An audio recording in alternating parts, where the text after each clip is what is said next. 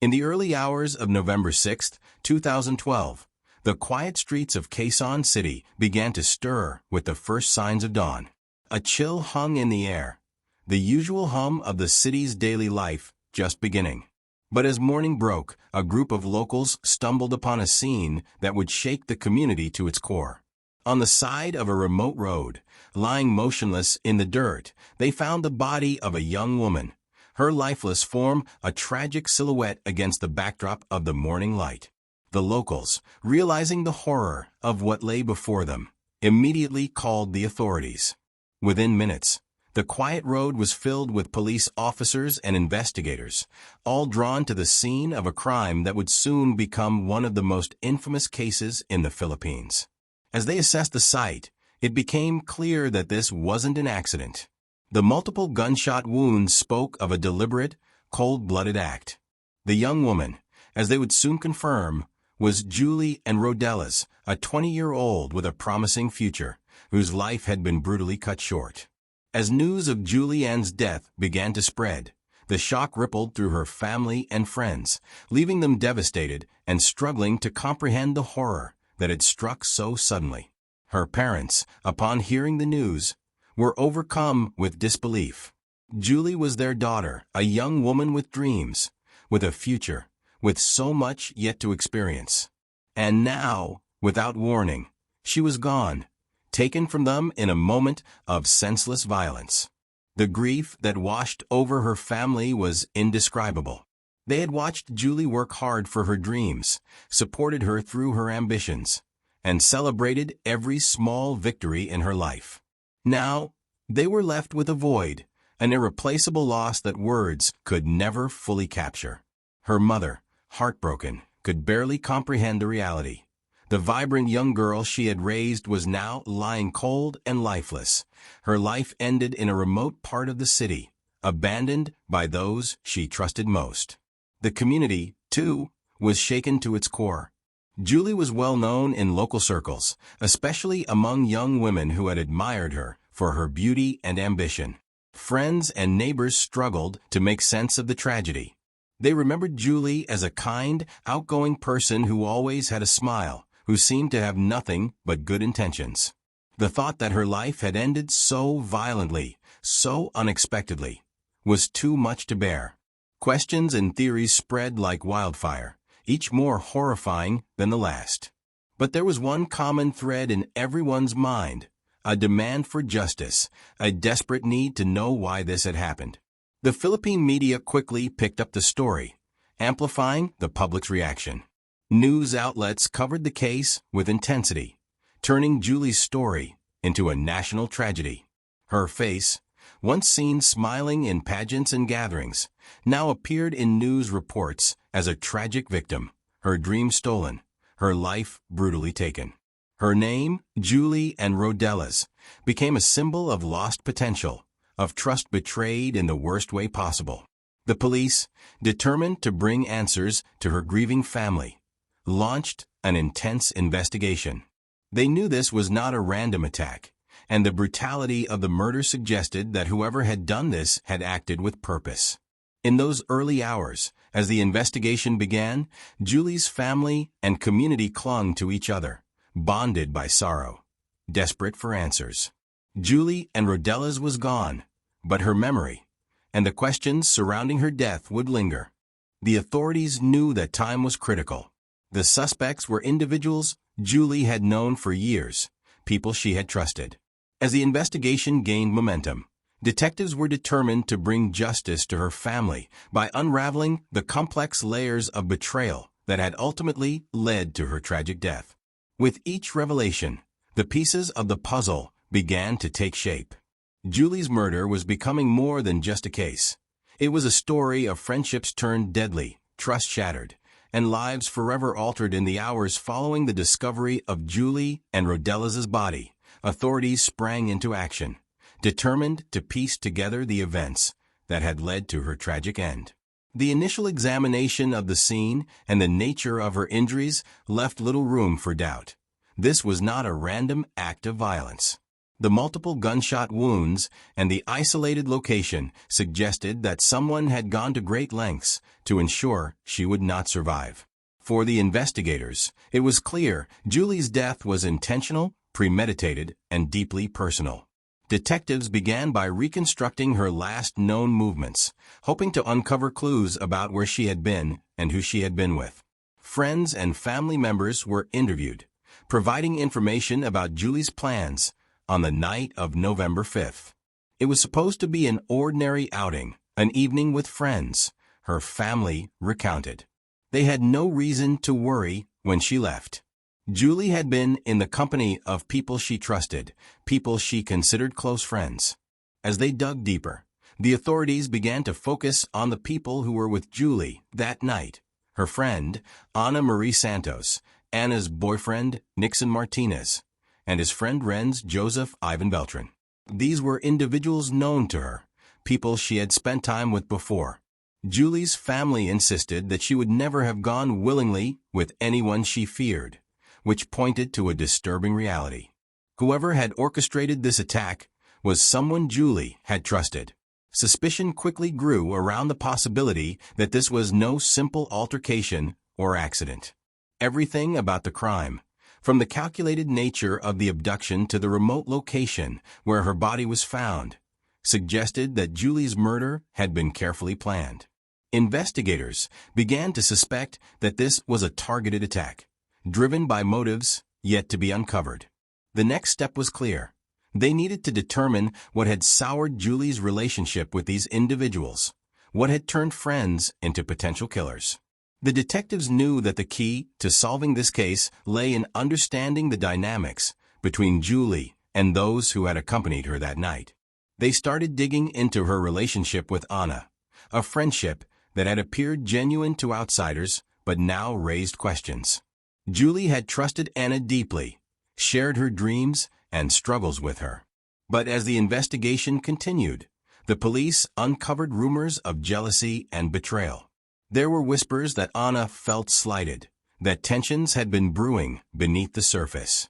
The investigation also began to unravel the connection between Anna, Nixon, and Renz.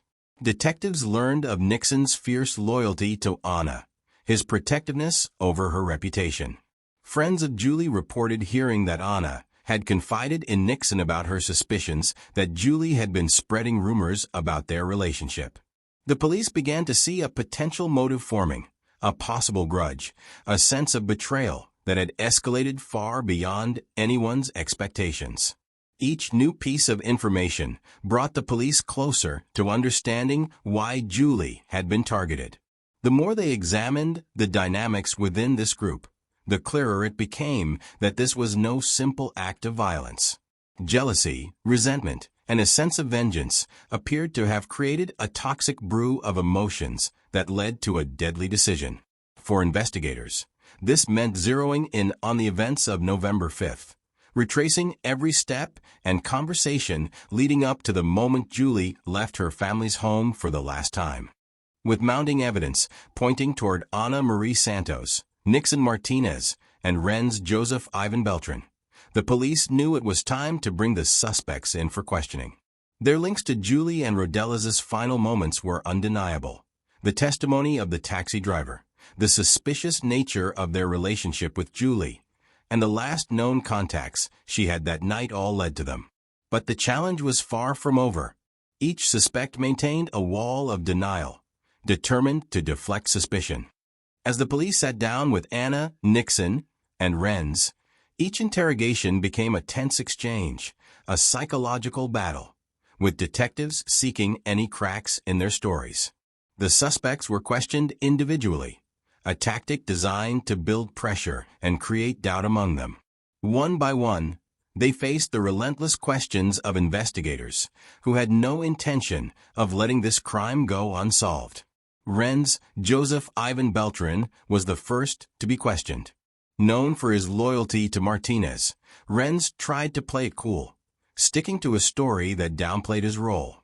He claimed he had merely been there as a bystander, that he knew nothing of what happened to Julie. But detectives could see the nervousness in his eyes, the way his answers were just a little too rehearsed. His body language betrayed him, fidgeting hands, quick glances to the door, each sign revealing his discomfort. The detectives pushed him, probing for any inconsistencies, each question bringing them closer to the truth. Next, they brought in Nixon Martinez. Nixon, known for his intense loyalty to Anna, remained stoic, unflinching, his demeanor almost defiant. He denied any involvement, insisted he had no reason to harm Julie. But as detectives pressed him, reminding him of the testimony placing him at the scene, Nixon's confidence began to waver. His responses grew curt, defensive, as he struggled to keep control of his story. The detectives sensed his struggle, watching as he attempted to shield both himself and Anna from suspicion. Then it was Ana Marie Santos's turn. The detectives knew that she was the key to unlocking the full truth of what happened to Julie. She was Julie's closest friend, the one who had invited her out that night, and the person Julie trusted more than anyone. But now, sitting across from detectives in the stark light of the interrogation room, Anna's calm composure began to slip. At first, she echoed her companion's denials, insisting she had no part in what had happened to Julie. Her voice was steady, her answers calculated. But as the detectives pressed her, Anna began to show cracks in her armor. They reminded her of the evidence, of the testimony that placed her, along with Nixon and Renz, at the scene. They painted a picture of the betrayal, detailing how Julie had trusted her, how she had no reason to fear her closest friend. The detectives leaned in, their questions cutting deeper, each word piercing through Anna's defenses. As the hours ticked by, the pressure became unbearable. Anna's calm facade began to crumble. Her hands shook. Her voice grew unsteady. The detectives could see it. She was on the edge, her guilt weighing heavily on her. The moments of silence between questions became longer, her breaths more labored, her gaze dropping to the floor. They knew it was only a matter of time. The detectives didn't let up, each question peeling back a layer of Anna's story until there was nowhere left for her to hide.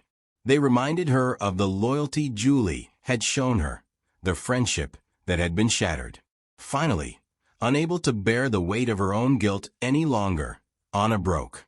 Tears filled her eyes as her voice cracked, the first signs of a confession slipping through. She looked up at the detectives, her face a mix of fear and regret as the full truth began to surface. This was the moment detectives had been waiting for. The moment Ana Marie Santos could no longer deny her role in Julie's death.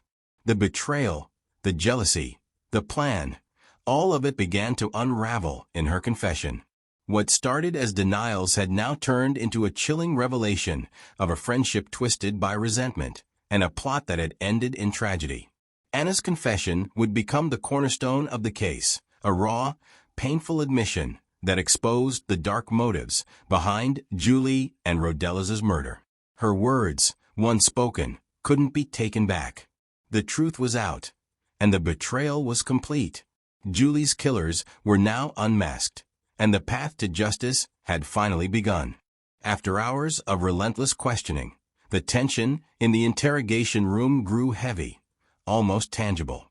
The detectives had pushed Ana Marie Santos to her breaking point, and now, in the quiet of that room, the walls she had built around herself began to crumble. Her once calm, composed demeanor had given way to an expression of fear, regret, and raw emotion. She could no longer hold back the truth, and the detectives knew they were on the verge of a confession that would finally explain why Julie and Rodelas had been betrayed so brutally by the very people she trusted most. With a trembling voice, Anna began to speak, the words escaping her in a mixture of tears and broken sentences.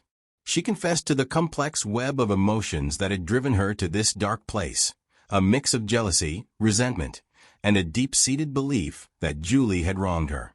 Anna admitted that she had come to see Julie, her closest friend, as a rival, someone who constantly outshone her, someone whose successes felt like personal failures.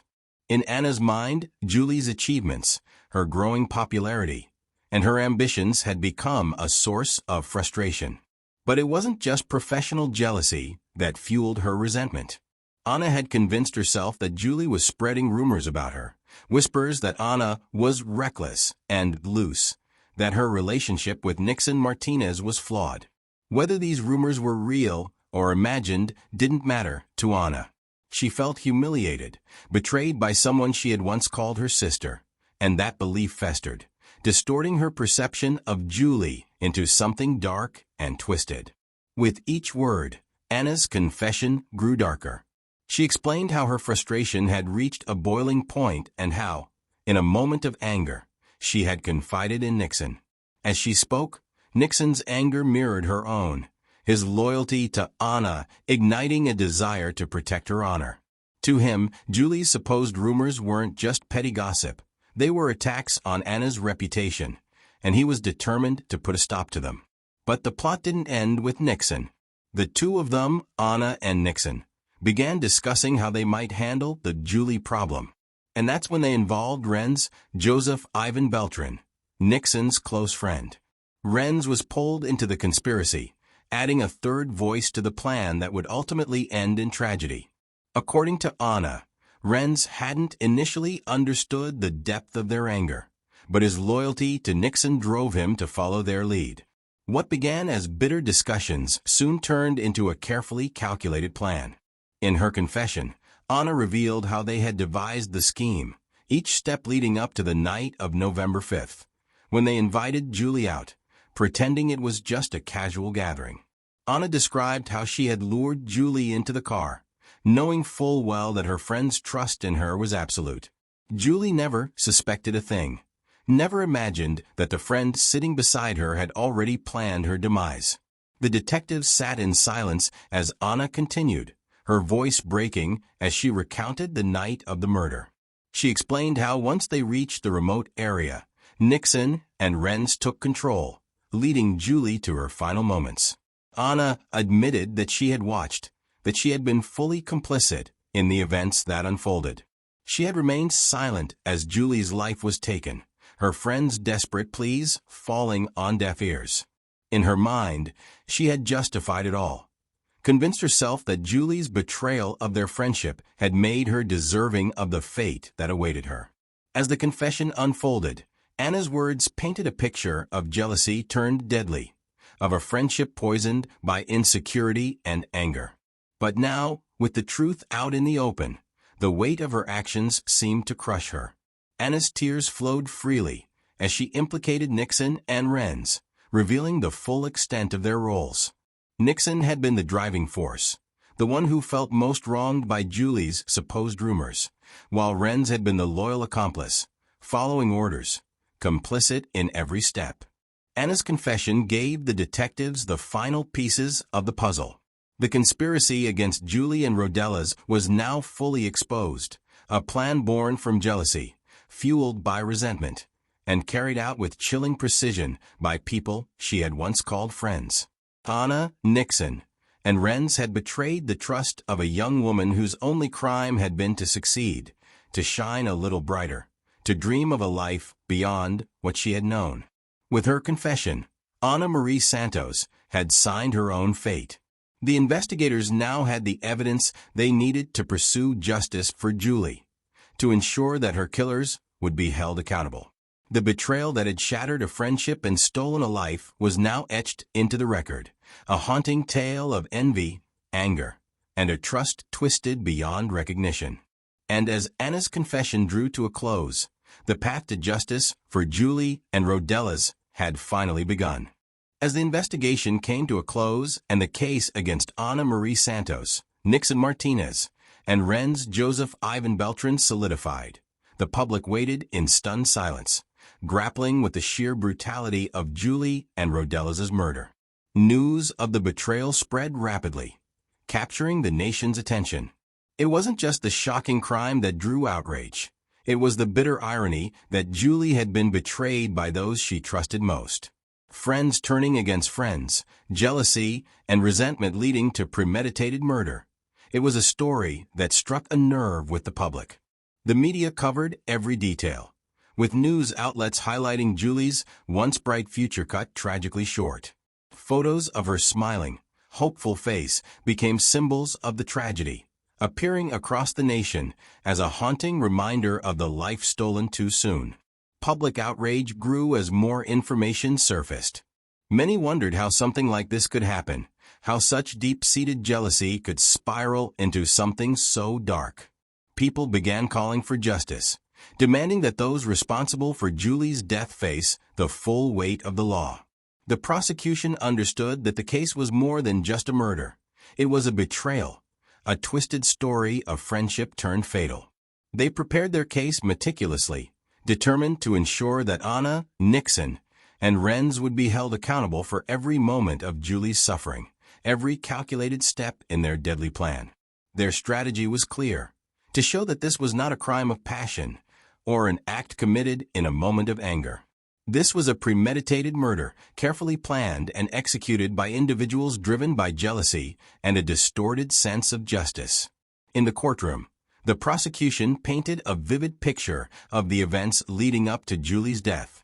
They emphasized the deliberate choices made by each of the accused, starting with Ana Marie Santos, who had orchestrated the trap under the guise of friendship.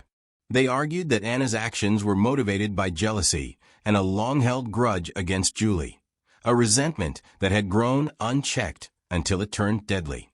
Anna's alleged belief that Julie had spread rumors about her relationship with Nixon had led her to view her friend as a threat, a rival she could no longer tolerate.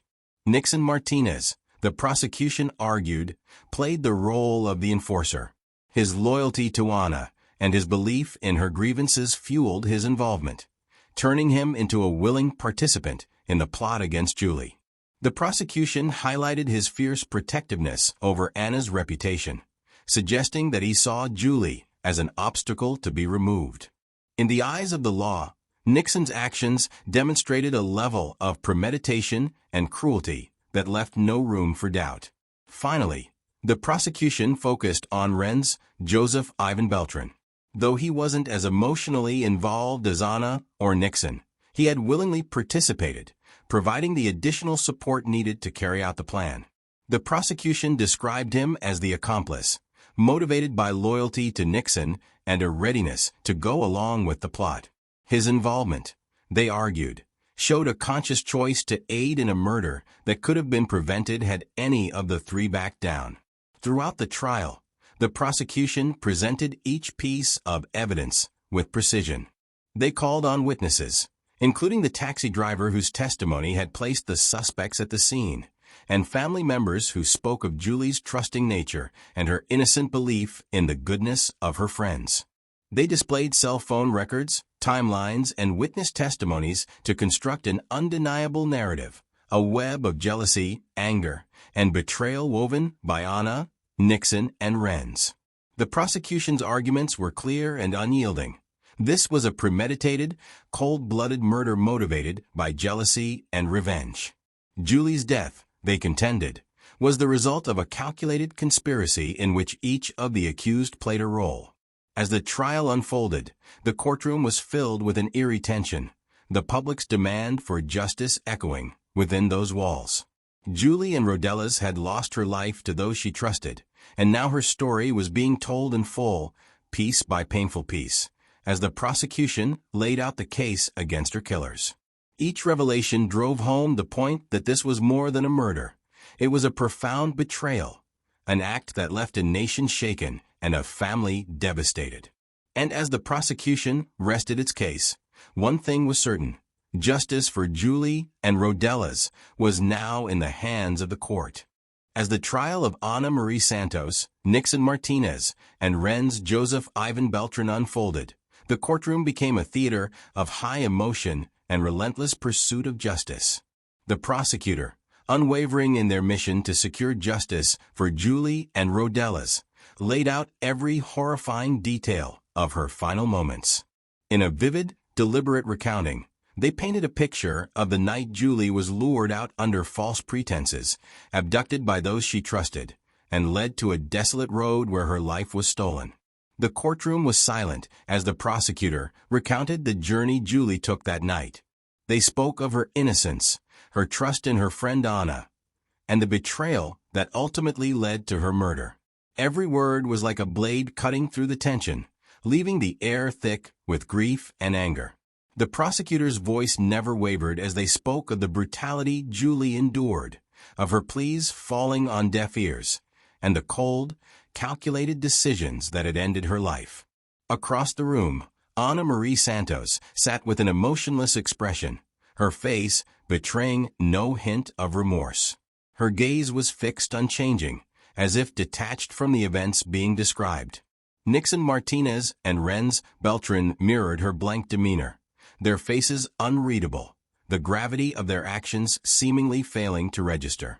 For Julie's family, this lack of emotion was a final insult, a reminder of how little empathy Julie's killers had shown her.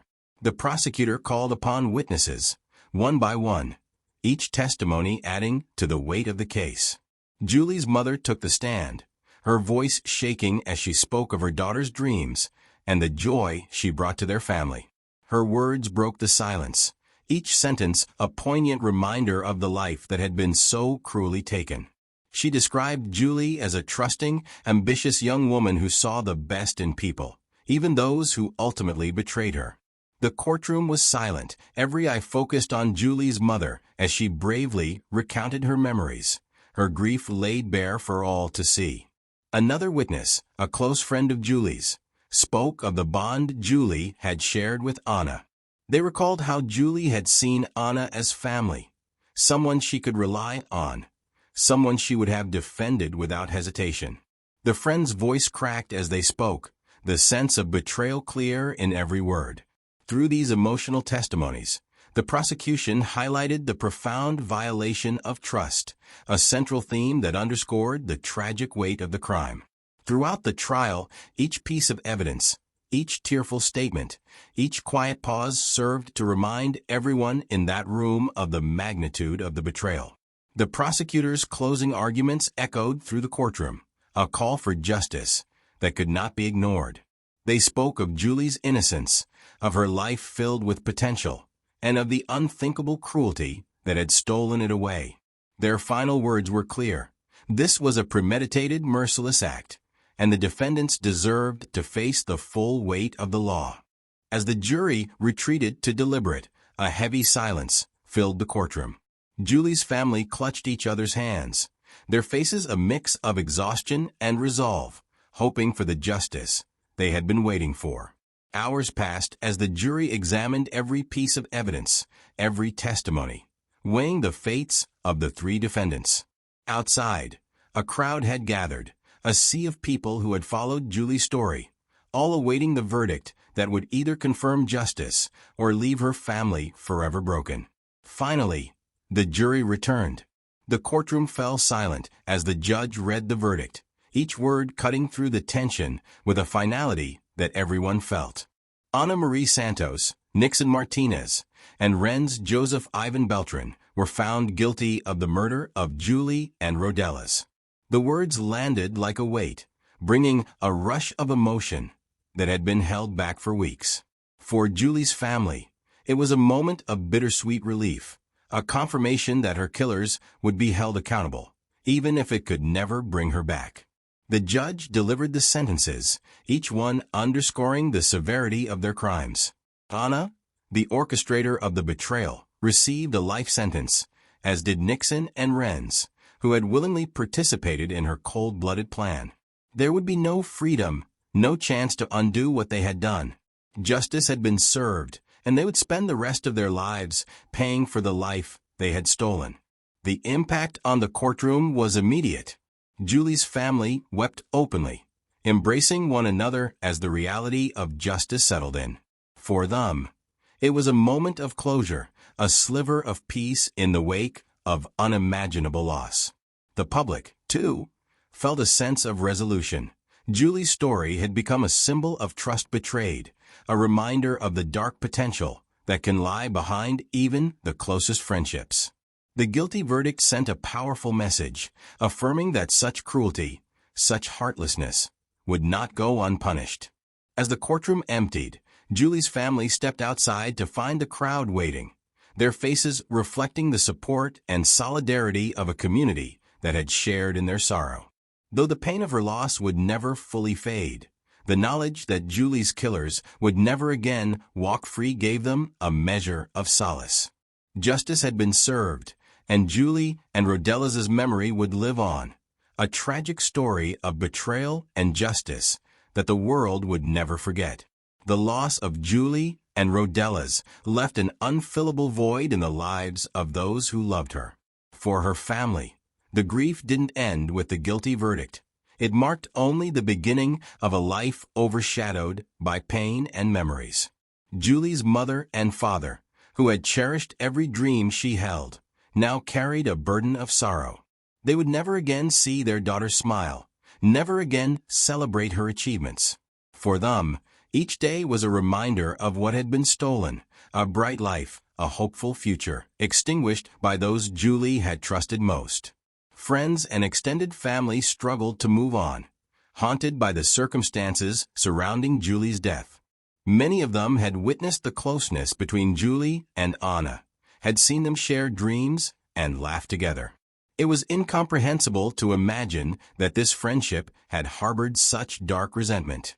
Julie's friends mourned her loss, but also grappled with a chilling realization. Betrayal could lurk where it was least expected, hidden behind even the closest bonds. The community, too, was left shaken by the tragedy. Julie's story became a painful reminder of how jealousy and resentment could destroy lives. The case changed the way people viewed friendship, leaving many to wonder if they could truly trust the people around them. The image of Julie's trusting nature, so openly given, would forever be a reminder of how vulnerable that trust had made her. Julie Ann's murder left haunting questions about the motives of her killers, particularly Ana Marie Santos. How could jealousy, a seemingly ordinary emotion, escalate into such a horrific crime? Psychologists studying the case revealed how jealousy can consume the human mind. For Ana, resentment over Julie's success and perceived betrayal became an obsession, justifying actions that defied morality and loyalty. Nixon Martinez and Renz Beltran, influenced by a toxic loyalty to Ana, ignored basic humanity. This case highlights the psychological power of group dynamics and the dangerous path jealousy can lead to when unchecked. It forces us to confront unsettling questions about human nature. How well do we truly know those we call friends? Julie and Rodelas' tragic story is a stark warning about misplaced trust and the hidden dangers in close relationships. Have you ever questioned your friendships? Could jealousy or resentment be lurking beneath the surface? Share your thoughts in the comments. Was this tragedy inevitable, or could it have been prevented? What does it say about the darker sides of human nature? Let us know. And don't forget to like and subscribe for more stories like this one. Julie's death has left a void that can never be filled. Her family lives with the daily pain of her absence, while her friends grapple with the betrayal of someone they trusted. This tragedy has shaken the community, forcing many to reevaluate the bonds they hold dear.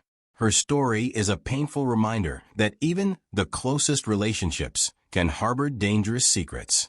Julie's memory lives on as a symbol of lost potential and the devastating consequences of unchecked emotions. Julie Ann Rodelas' story reveals the destructive power of jealousy and misplaced trust. Her life, filled with dreams and kindness, was taken far too soon. As we remember her, we're reminded to value trust carefully and recognize the risks of allowing envy and resentment to fester. Thank you for watching. If Julie's story has resonated with you, share your perspective in the comments, and stay connected by liking and subscribing for more true crime stories that shed light on the complexities of human nature.